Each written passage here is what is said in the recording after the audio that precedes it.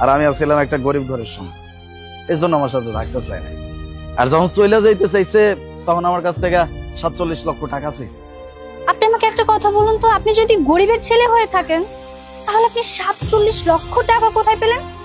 আমার কাছে তো আর ক্যাশ টাকা পয়সা ছিল না ম্যাডাম, তাই গ্রামে আমার জমি জিরাত ছিল, সবকিছু বিক্রি কইরা তারা টাকা দিয়ে দিছি।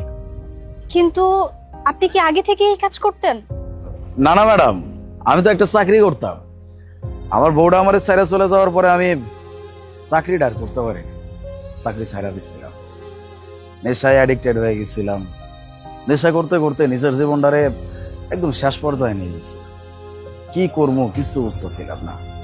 এর মধ্যে আমার চাচাতো ভাই এসে আমার বুঝাই যে ও তো খুব ভালো আছে, নিজের জীবন সাজায় নিছে, তুই ভালো থাকবি না, তোরও ভালো থাকবি।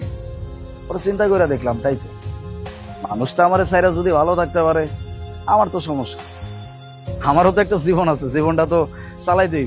এই দোকানটা আমার চাচাতো ভাই আমার ফিল্লা দিচ্ছে, এমন আর কি বেচা বিক্রি করুম আর খামু।